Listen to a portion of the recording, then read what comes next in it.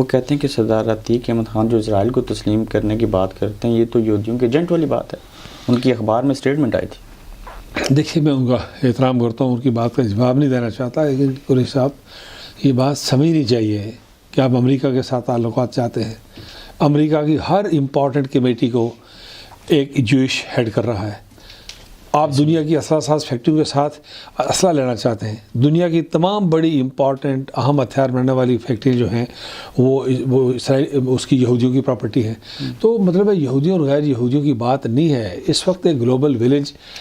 کی کنسٹرکشن کی بات ہے، اس وقت دنیا میں ایک دوسرے کے مفادات سے استفادہ کرنے کی بات ہے۔ ہم کوئی مذہب پر، دین دھرم پر، عقیدے پر کمپرومائز نہیں کر رہے۔ آپ کو صلح حدیبیہ موجود ہے، آپ کو ورکنگ ریلیشن شپ دنیا میں موجود ہے۔ رسول اللہ صلی اللہ علیہ وسلم نے ظہر کی نماز مسجد نبوی میں پڑھی اور حبشہ سے عیسائیوں کے وفد آیا ہوا تھا، تو انہوں نے پوچھا کہ اپنے نبی سے پوچھ کے ہمیں بتاؤ کہ ہم نماز کیسے پڑھیں، تو آپ نے فرمایا کہ اسی مسجد میں اپنے طریقے کے مطابق نماز ادا کرو۔ رسول اللہ صلی اللہ علیہ وسلم کی موجودگی میں مسجد نبوی میں مسلمانوں نے نماز حضور کے ساتھ پڑھی اور عیسائی وفد نے اپنی نماز اپنے طریقے سے پڑھی۔ تو دنیا میں جو لکم دینکم ولی دین قرآن نے کہا ہے، اور جو پرامن مذہبی بقائے باہمی ہے، جو پیسفل ریلیجیس کو ایگزسٹنس ہے، وہ یہ ہے کہ آپ اپنے مذہب دین دھرم پر قائم رہ کے یہاں موجود رہیں، میں اپنے دین دھرم مذہب پر قائم رہ کے یہاں موجود رہوں، اور ہم بطور انسان انسانیت کے رشتے